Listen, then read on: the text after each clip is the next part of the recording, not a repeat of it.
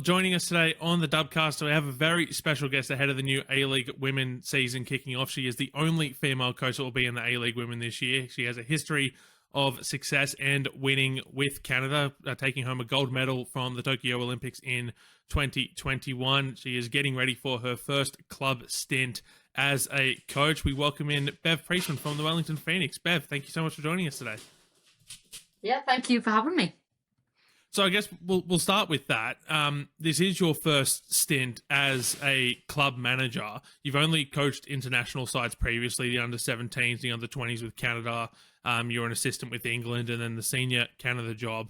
What's been different in your couple of months in the role so far? I think just the day-to-day flow, right? You used to like a 10-day camp or a major tournament.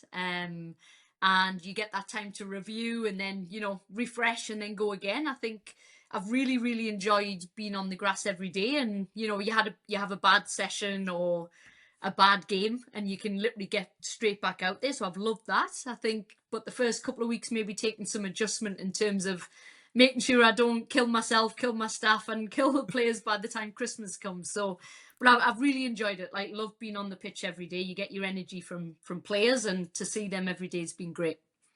And how have you settled into life as the coach of the Wellington Phoenix?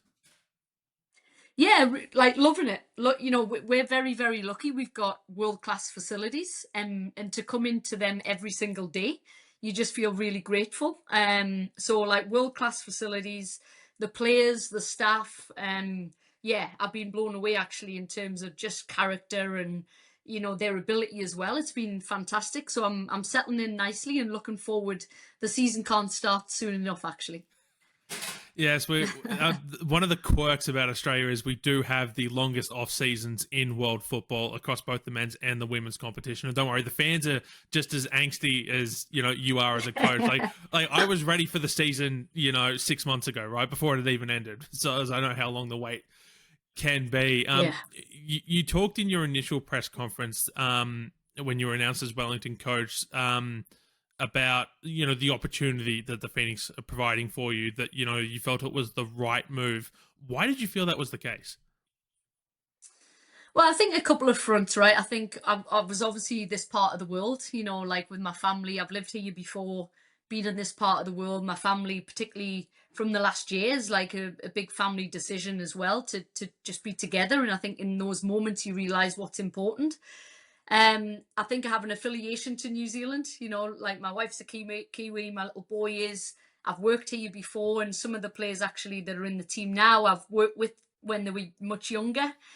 But I also think I want to obviously get back to the heights of what I experienced with Canada in terms of winning.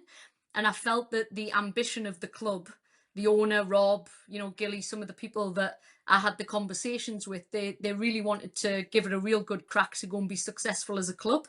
And I think knowing that you can be successful and you've got the resources to be, I think was a big part for me, that I want to get back in, just do what I love every single day. I've missed it obviously a lot.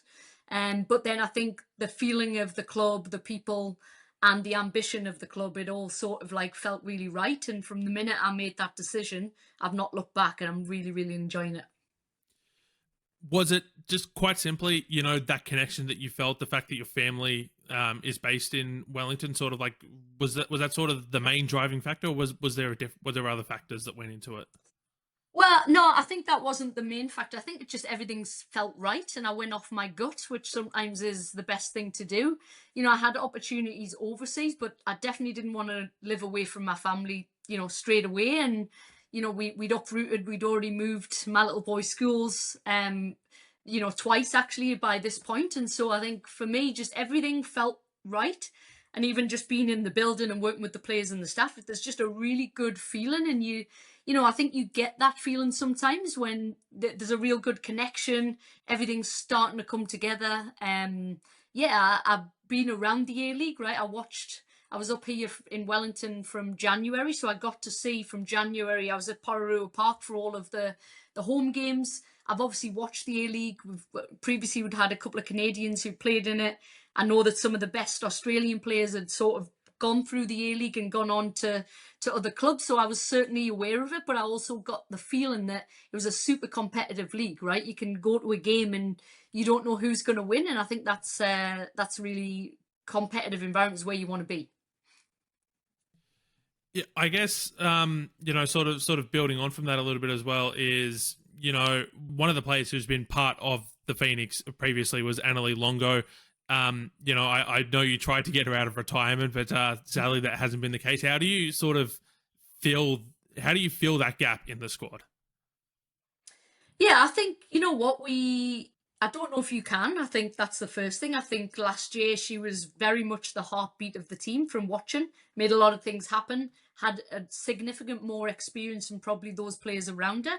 I think if you look at the squad this year, we've recruited experience. So we've done that, we've added to the great future potential and players who've come all the way through the whole club.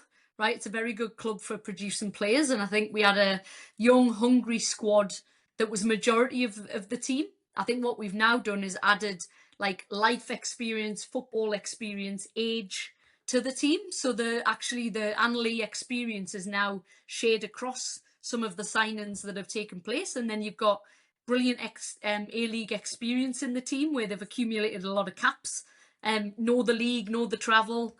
So I think we've just actually spread that across the team in some of the recruitment. And so I think you can never really replace. It was like, when I was with candidates, like, how do you replace Christine Sinclair? Well, I'm not sure you can. And so you have to rebuild and you have to do things differently. And I think that's what we've done. You've got that experience as a youth coach that was touched on, under 17s, under 20s with Canada. The A-League, both the men and the women, is very much a youthful league. It's moving towards youth.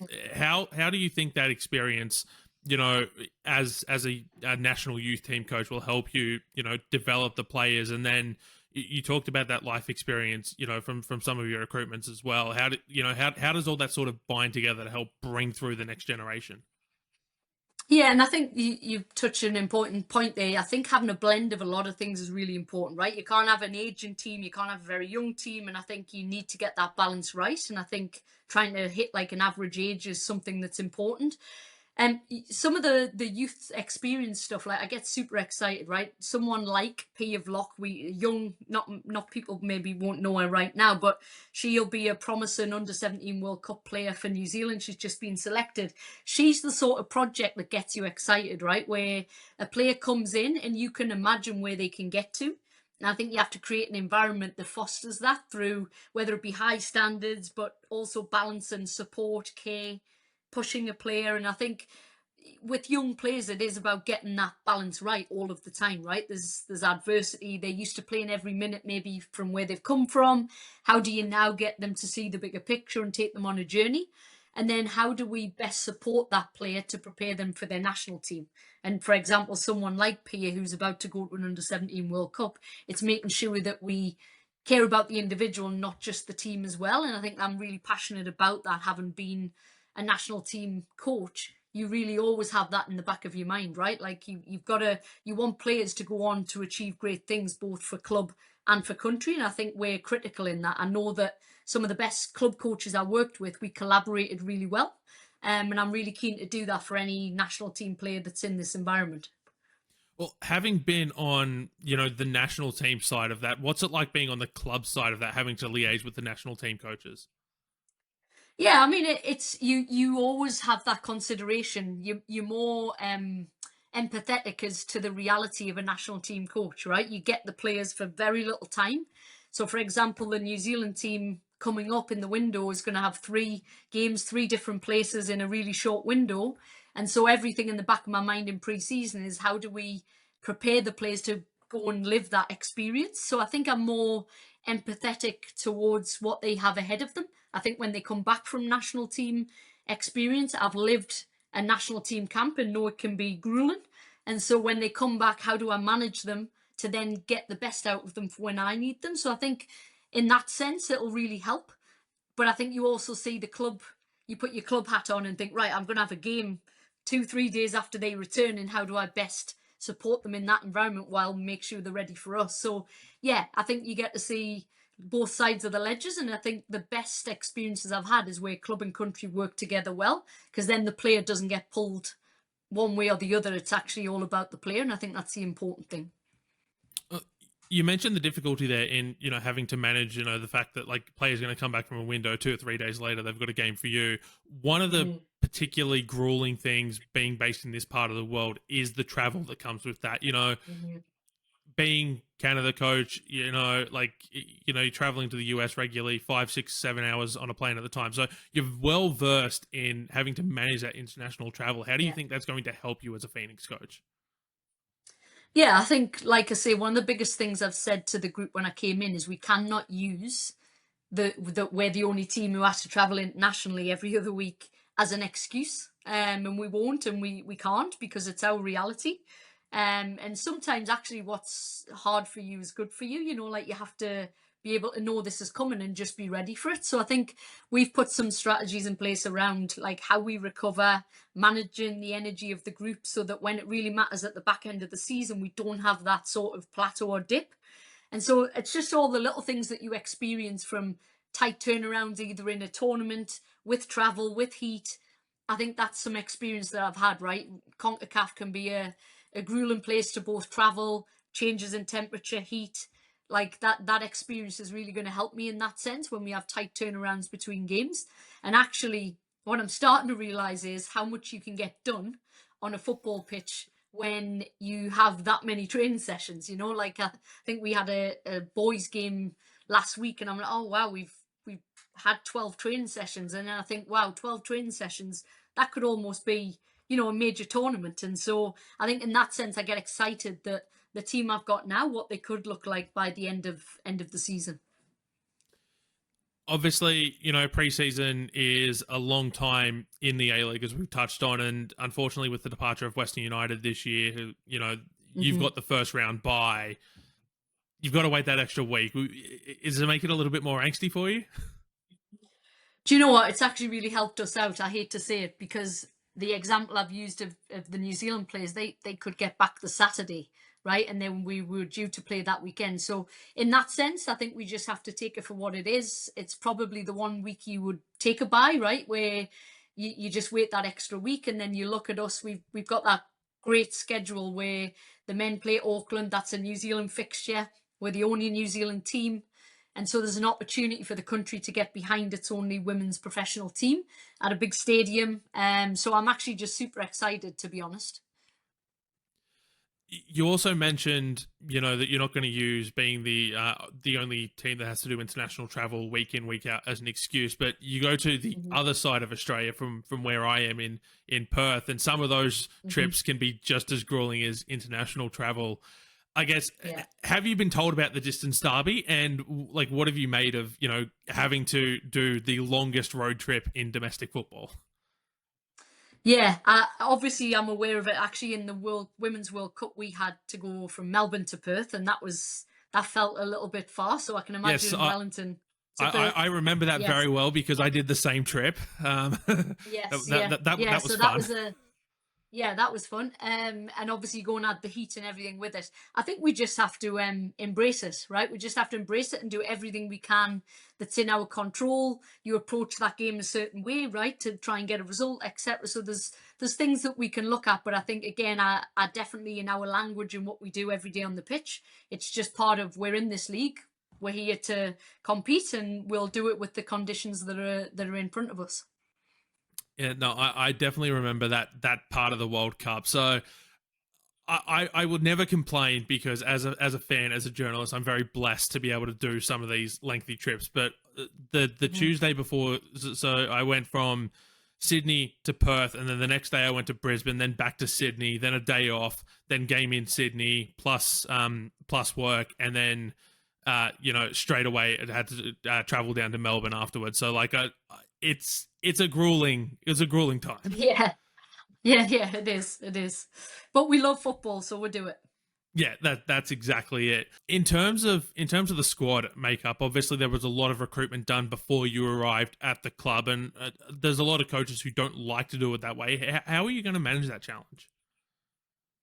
Do you know, I think there's a real alignment, right, in the club. I think in the early conversations that we had, and the type of team we want to be and the behaviors that we'd like to see, regardless of whatever formation I was going to come in and, style of play. I think there's a real alignment there in the way that the club's seen the game. I think, my assistant Amy's very experienced in the A-League, but also Australian, knows the player pool well, knows what it takes to be competitive in the A-League. So I think I'm actually blessed that I have those sort of people around me. Because obviously I'm not as experienced both in club football but also in the A-League. So for me, I'm really happy with the recruitment that's taken place, and I'm probably even more so when I got on the pitch with the players and you're in a room with them. I think we've got great characters and good footballers, and I think, yeah, super happy with the recruitment so far. I understand you're probably not going to give away too much here, but you mentioned, the formation there. What can we expect, formation tactically, style-wise from the Phoenix this season? I think like an adaptable team. I think like I've already spoke to the fact that, yeah, being in full-time football, you can just get so much more done than maybe like a 10-day window where you have 2 or 3 sessions to prepare a team. So I think like an adaptable team. I think we'll be a team that whatever we get up against us, we'll be able to, or we would like to be able to go through a team, around a team, over a team. And it's not like we're one size fits all in terms of football. We do want to impose ourselves and our style. But yeah, I think for us, we'll be able to adapt with and without the ball.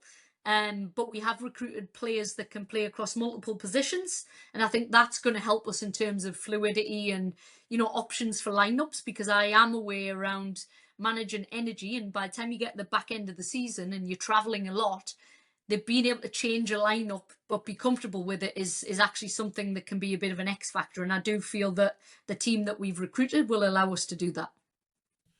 Is there anyone that the Phoenix fans should keep a particular eye on? Like you've already mentioned Pia, but is there anyone else besides her? Yeah, I mean, to be honest, all of the new recruits have been fantastic. Like an obvious one for this side of the world is like CJ Bott. I think she's come in and straight away you feel her intensity, her competitiveness. She's got unbelievable experience both for our country, but also, in the WSL with Leicester. So I think she is a one that will drive the intensity, is an absolute winner. You can feel that whether it's a small-sided game or a passing pattern or anything. If it's about winning, CJ is all in. And so I think that is someone that you want in your team. She's a local Wellingtonian, grew up here. So I think for particularly the New Zealand fans, I think that is obviously someone that goes straight to your heart in terms of your local team, local player representing their country and then her experience. And then I think like the likes of Tessel Medag, Samba. Samba's received a lot of media attention and a lot of like Nepalese community, I think, both here in New Zealand but also in Australia. I think our fan base might have increased a little bit with the signing of her. And I would just say, like, to be honest, all players that we've recruited have done fantastic so far. So I think, yeah, the new recruits as well as the players there were some players last year who I thought were fantastic in the league, and I can see them really pushing in pre-season. I've been really impressed with them all. And then looking ahead to the expectations for the season, the club has had a little bit of a tumultuous history in its very short history. Based out of Wollongong for the first couple of years, had 3 different head coaches. You're now the 4th head coach in I think it's 5 years or something like that. They've had 4 different number 1 goalkeepers in that time. The club's never made finals. I guess what expectations have been set onto you as the coach from the club for this season? Yeah, we've had obviously ambitious conversations. I think to shy away from that, I think we're here to try and win. But I think for us, we want to achieve some firsts for the club, right? So first of all, making the playoffs is like something that we want to achieve. And I've spoke to the team a lot about like creating a moment where the whole country stops and gets behind this team. And I think it's going to take some of those first moments to do that. But I also think the club have also taken a bigger picture view as well. Like some of the signings are multi-year deals to get that stability. We've recruited young players on like 3-year deals and things like that. So I think that stability that you talk about, that's how you build sustained success. And I think we don't want to be that flash in the pan type 1 year, one hit wonder team. I think the best teams actually repeatedly can do that. And I think some of the systems and processes we'll put in the club and in and around this team whether it's me, whether it's, anybody else in the club, we want to create that sustained success. And I think the club have done a really good job, academy all the way through, to bring an alignment. And I think that's the exciting thing. I think I'd like to think that next year not everything's ripped up and changed again. I think it's a progression in which we have some players that are here, they know what it means to wear the shirt, and they carry that with them no matter who's recruited around them. Your predecessor Paul Temple last year spoke about, the goal was to make finals, but it sounds like it's a lot more wide ranging than just that. Yeah, I think for me, of course, like, winning is important, right? But I think it's actually what sits inside the winning that allows you to have long-term success. So not just in what you do, but also how you do it.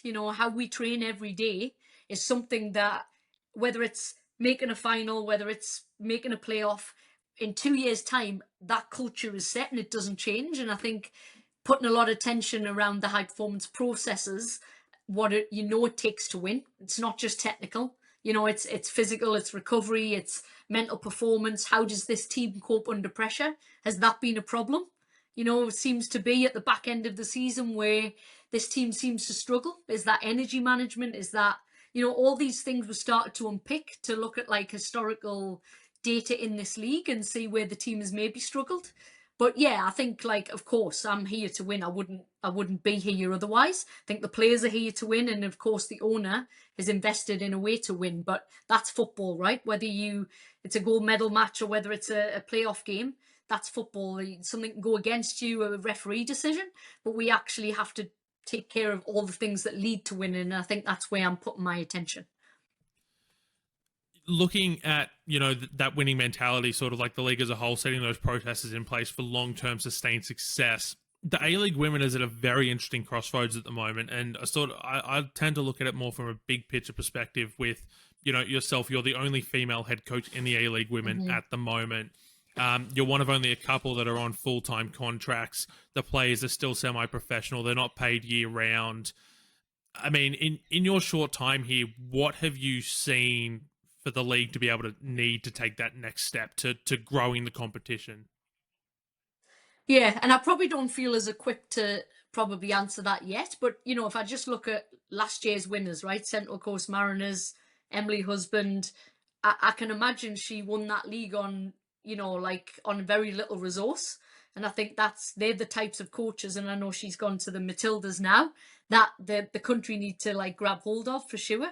I think here in Wellington, both my assistants are female, the academy director's female. So, like, it's going to take clubs really taking that opportunity to invest in more female coaches.